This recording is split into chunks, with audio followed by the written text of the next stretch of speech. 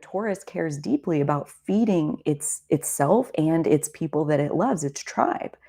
And so if there's no harvest, if there's like lack of harvest, even Taurus, even the most fixed Taurus will make a change. And so all of that to say, what is working for you doesn't need to change. Like if you're drinking every day, I'm telling this mostly to my past self because I drank every day for years before me stopping drinking is still kind of an ongoing process. But like every day for years, I would do that. And I had guilt and shame about it pretty much the whole time. But at the same time, it was working for me.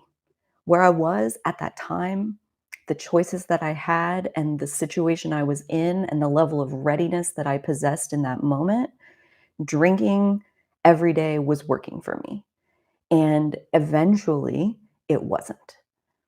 And when it was no longer working for me, that's when change was easy. It was easy to see that, like, I mean, when I do this, there is nothing to harvest. There's nothing to harvest, and I need a harvest. So, like, okay, fine, like, put that to the side and do something different. And so that's where I want to loop it back around to fate and this concept of eclipses bringing fated changes. And what does that mean? What does it really actually mean? What does it look like? Again, like very Taurus, like in a practical sense, what does that actually look like when it plays out? How does a fated change unfold? And it really does go back to eclipses. What they actually do is help us to see things more clearly. They help us to see things more clearly. They illuminate in an even more powerful way than your average new moon and full moon.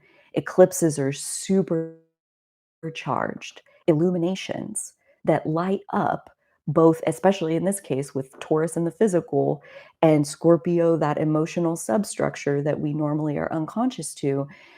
This is lighting that up in a way where we can see it more clearly than ever before. And that's all. That's everything that the eclipse promises, is that you will see. You will see your own personal truth more clearly. That's it. And, and what happens to actually create a fated change is that you decide something different. Like you make a different choice. You choose something that you weren't choosing before. That's it. I channeled this from my spirit guides too. Choices are the keys that open the doors of fate. The choices that we make. There is no off-planet sky daddy who's bringing us the job of our dreams or our soulmate or whatever it is that we think. Like eclipses are bringing these fated changes to our lives where they're just going to like plop it into your reality like there it is, like here you go, there's your turn in fate. The turn in fate, the turn in your trajectory, the switching of timelines that can happen through eclipses, it's not something that anybody is going to pick you up off this one and plop you onto this one. It comes with you facing the same situation. It's 3 p.m. again. And I say 3 p.m. on purpose because sometimes I didn't even wait that long before I would start my drinking for the day. I'm like, afternoon is relative to whatever time you got up in the morning. So there were days where, yeah, I'm getting up super early and I start drinking at 1 p.m. But again, it was working for me until it wasn't. Until like I just I want something different that doesn't seem to be able to be coming out of this habit. So then the next day, I want something different. So 3 p.m. rolls around, 1 p.m. rolls around, 5 or 6 p.m. rolls around for sure. And I'm sitting there with my choice. It's like, do you go to the store and get some beers? Do you just loop it again? You know? Do you just make the same choice that you've been making every day for the last 3 years? Or do you not? Do you go get another glass of water? Do you go get like go for a walk, go distract yourself? Like, do you call a friend? Do you like do something different.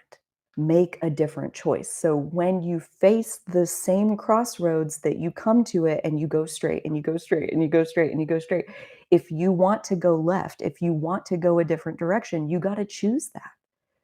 So I think there's like a I think I'm realizing as I'm talking this through that I have quite a relationship with the word fate and destiny and all of that because I do believe that there are like predestined structures of our path that like I believe that there were some things that were set in motion before we got here. I do believe that.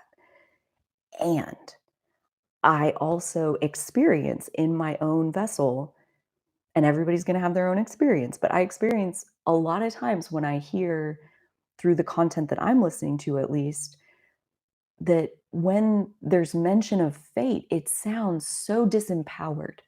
Like, like we no longer have agency inside of like, well, I'm just waiting on fate to get here so that I can like, take off in whatever adventure fate has in store. And it's like, no, there's a choice. There's like a, oh my gosh. Okay, so this is I was wanting a story what's a story from when I've done this and when I've like put this into practice. In 2017, I had quit my software job in December of 2016. And that in and of itself was such a powerful experience. But fast forward about 4 months later, and I had quit my job. I had been intending to, like, take a year off and see what would unfold. Like, what I was pretty sure I was gonna be an entrepreneur. I was gonna have a business, but I had no idea what that was. And as the months rolled on of like, I don't have a job, my business hasn't shown up yet, it came to be April, and actually, it would have been like March-ish, like mid-March. No, oh my gosh. Oh my gosh, wow. That's amazing. Okay, so no, it was in January when I went to Thailand. That was the original inspiration of I want to like go to an English as a second language school to like become a teacher, like a certified ESL teacher, and then live somewhere abroad and teach English. So that all came together in January. And I really thought that I was going to be in Thailand. But as I traveled home from Thailand and it took me like 60 hours to get there, I was like, "No, no, I don't see myself moving to Thailand and having to make this trip ever, possibly again, as lovely as Thailand is, one of the most beautiful places on earth that I've ever been." But that was where the original inspiration came from. And so then in March, I got hooked up with this school that's what they did. They taught you how to be an ESL teacher. And then they also matched you with a job and you got to go and like have that job or whatever once you were certified. And maybe you lived there for a year or 2 years. And whenever you were kind of done being in that place, you would call them back up and be like, all right, I want to live in Germany now. And they'd find you a job in Germany and you would move there and you would get to keep doing what you were doing. So that was my vision of like, my business is unfolding. I think I haven't seen it yet.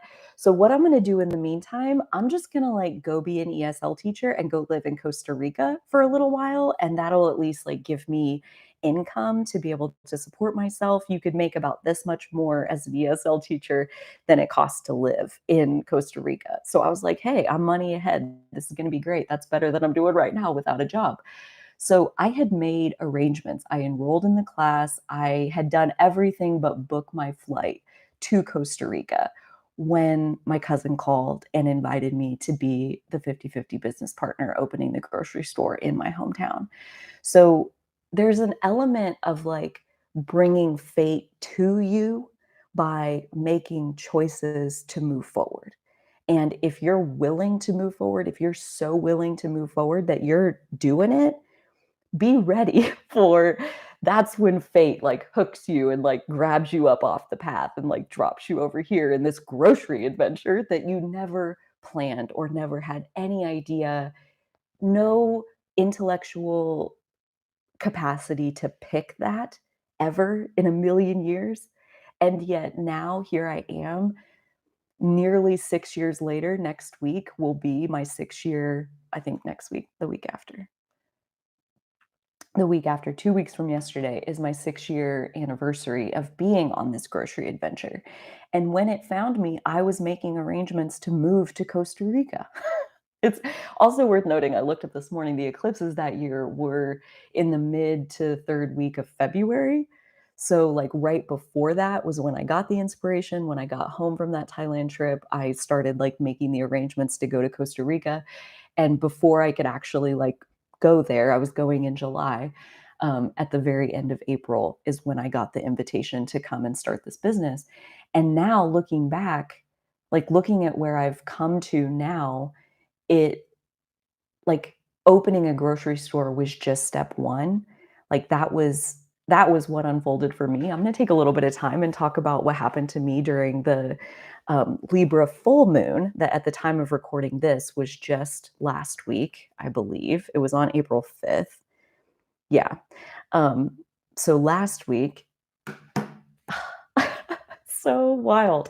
Had to do with my grocery adventure, and the Libra full moon, for me, it lit me on fire with anger. I was so beside myself with anger. I was lit up, like, so freaking powerfully. I was just mad, and I was mad about something very specific having to do with my grocery adventure. And it was through that Libra full moon that I got to see the glimpse forward. And I'm expecting the Aries new moon solar eclipse coming at the end of when is that? April 25th. That's next week. So come at the time of recording this. So I'm expecting even more of a glimpse to come from that. But that's where I got to see forward how, like, all of the steps of this grocery adventure so far have been like training basically for what the real mission and purpose of all of this is. Of me having this grocery background, it's not to be able to run a grocery store. I can tell you that. It's something so much bigger than me and so much bigger than even grocery. It's like it's huge, and it's so interesting how, like, eclipses bring fated changes. Eclipses bring fated changes, and you look at the choice that I was making was to go to Costa Rica and be an ESL teacher. And what ended up happening is not that. It's not even close to that. And that brings me to this concept of attachment. Attachment. Like, why is change hard? Why is change hard, especially for fixed signs? Why is change so hard? It's hard because we have attachments. We have entanglements and enmeshments with certain pieces of our reality. And from a very scorpionic sense, there's some part of our unconscious that's being projected onto the other person, onto the alcohol, onto whatever it is that we're in relationship with in our life. It's holding the unconscious part of us. And so once we've fully integrated the unconscious part of us, then the physical representation can go away. We don't need it anymore. We don't need that mirror because now that part is part of our conscious self. And so this whole idea of eclipses bringing fated changes, that is my best example at what that actually looks like as it plays out. It's very rarely, you know, just kind of sitting and waiting, sitting and waiting, sitting and waiting for something to happen. There has to be a choice. I firmly believe, like, just like what they told me this morning, choices are the keys that open the doors of fate. And I believe that to my core, because until you make the choice, it's like you're not really sure if you're ready. Like, maybe I'm ready if somebody comes and brings it to me and I'll get to kind of sit back and be detached from it and, like, kind of see if I want that or not, and I'll just, like, stay right here in the meantime. Like, there's nothing wrong with that, but maybe that lets you see, like, there's an attachment to security. There's an attachment to the known, kind of the comfort blanket, the safety blanket of the known reality. And when we choose, when I'm over there, like, figuring out how am I gonna move to Costa Rica, I am letting go of my old life. I'm picturing myself living somewhere completely different. I'm picturing myself having to build all of these different relationships because I'm going by myself and I know no one. I'm mentally already moving in that direction. I'm leaving my old life by making that choice. And when we do that, when we let go of our old life, that's when the new life can actually be brought to us. It's not before that. So there's a piece in here of, what are you ready? What cycle are you ready to see end in your life? What what karmic fated ending are you ready to experience? And what are the steps? What's one step that you can take in that direction? One degree turn in that direction to claim that new life. And in doing that, in order to be able to grab on to the new life, you first have to empty your hands. You can't hold on to the old life and grab the new life at the same time. You're like, I want it, I want it, I want it. No, you got to let go. And then you have all the capacity in the world to claim it.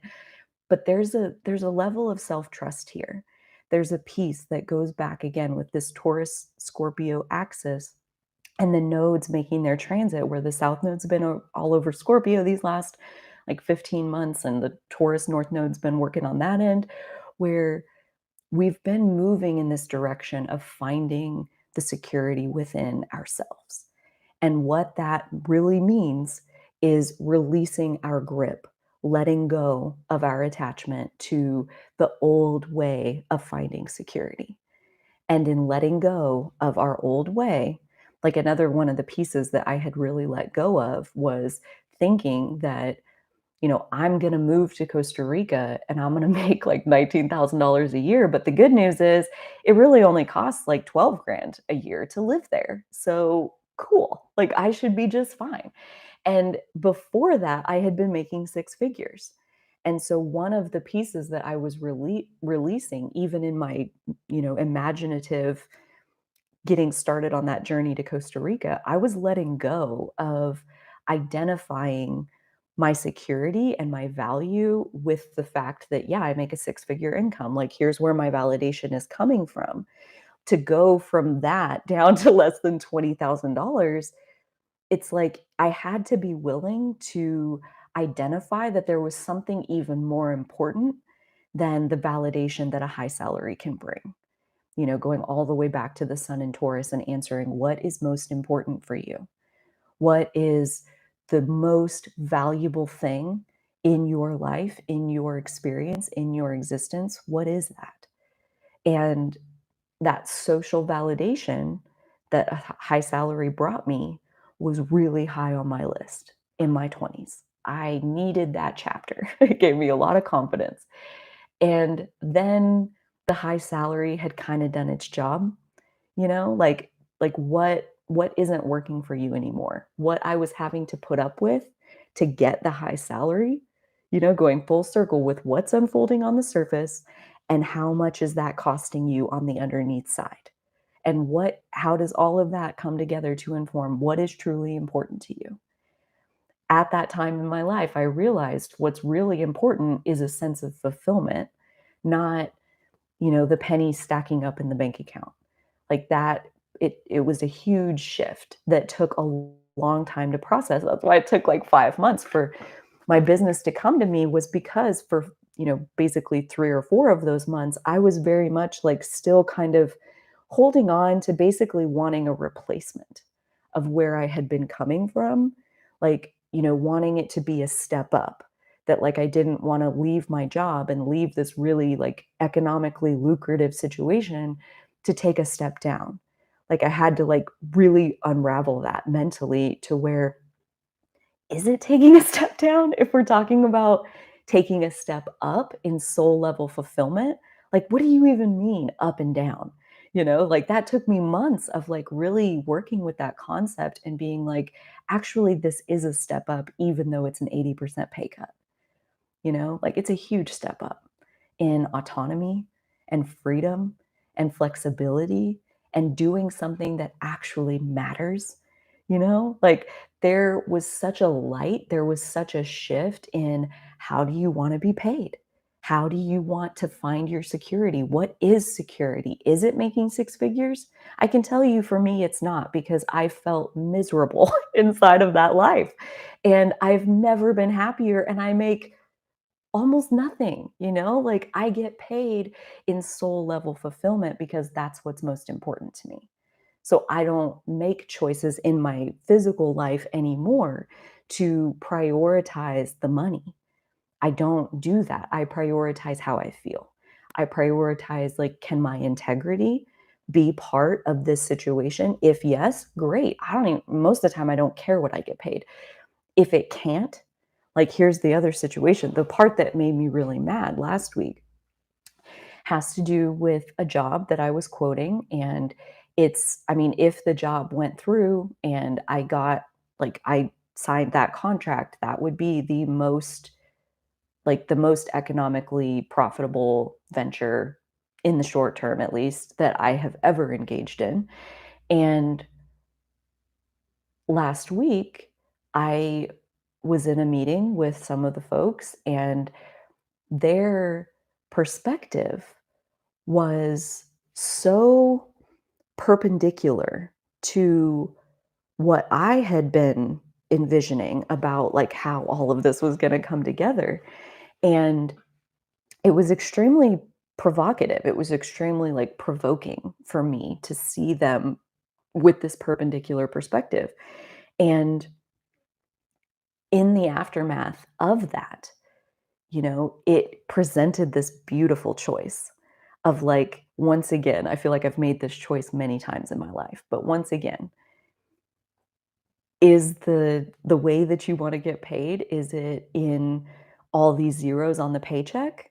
Or is the way that you wanna get paid the ability to be in integrity with your own soul and work with others who are at least open to harmonizing with that? Like, we're at least, like, close enough in resonance and we can find common ground where we all get to win. Like, I felt so at odds with them that I started to really picture, like, what if I can't reach a consensus with them where I feel like I'm able to be in integrity with what I think is true and right? Am I still willing to sign on to the project because, hey, like, look at this payday. That's a life-changing payday. Is it worth it?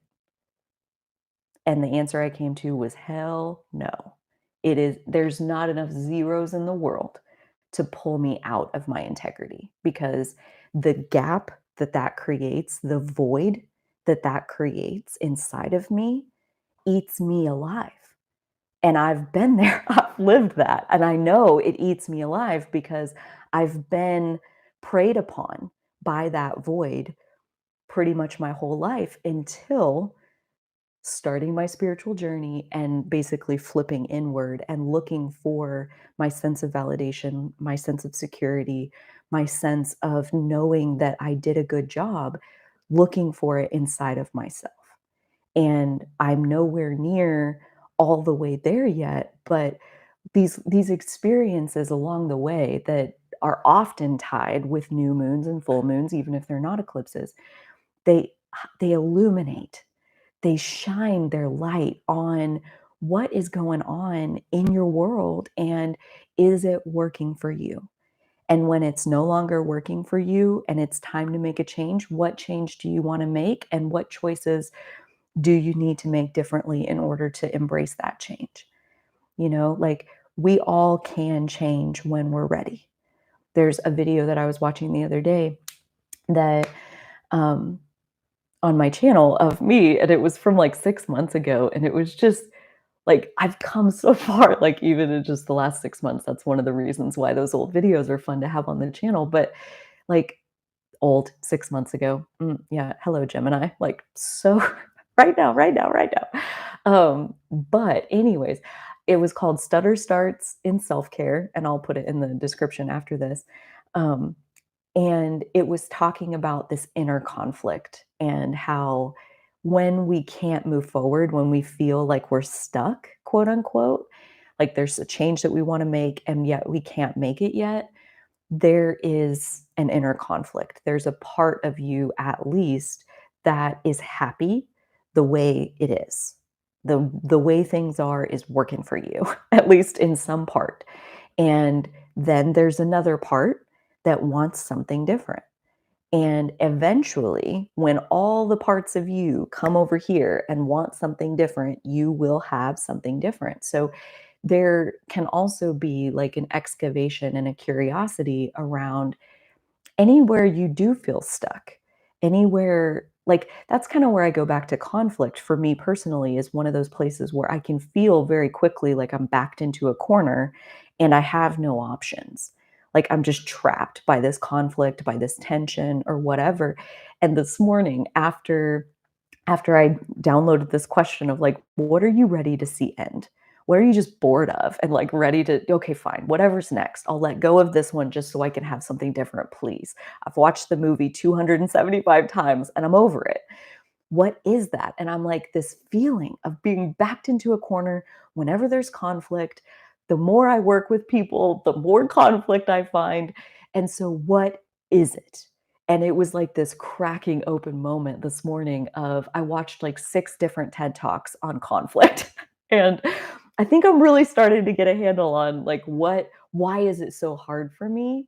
Um, and like that's really all it is like when this tension is being projected as this tension between me and another person, all that projection is representing the conflict between or the tension between one aspect of me and another aspect of me. Again, hello Gemini, hello multiple planets in Gemini. I have so many different facets and they don't like each other all of the time. And so there's like a learning to love the unlovable parts of myself that is at the heart of being good at conflict, at being able to stay vulnerable, and which is to say open, and curious, which is to stay open with conflict. Like, in order to do that, that takes a tremendous amount of inner security and knowing that you're safe, knowing that you don't need to protect yourself, you don't need to defend yourself or your territory. Like, nothing is at stake here. Nothing has gone wrong. Like to know that and be able to use conflict in a productive way, which is really what those TED Talks are getting at. Like basically the consensus as I emerge into this field of research is that conflict isn't going away. So, it's not like I can remove conflict from my life. The only thing I can do to make it less painful for me is to get better at dealing with it. And how do you get better at dealing with conflict with another person? You get better at dealing with the unlovable parts of yourself. Again, all roads lead back into us and our relationship with ourselves. And this Scorpio full moon lunar eclipse, even though it will positively include other people helping us to see things more clearly, it is all leading back to our relationship with ourselves. And so being curious around the symbolism of anything that other people are showing you and like how does that relate to a certain part of you or your unconscious, how does that translate into the part of your unconscious self that's ready to be seen and integrated and realized as part of your consciousness?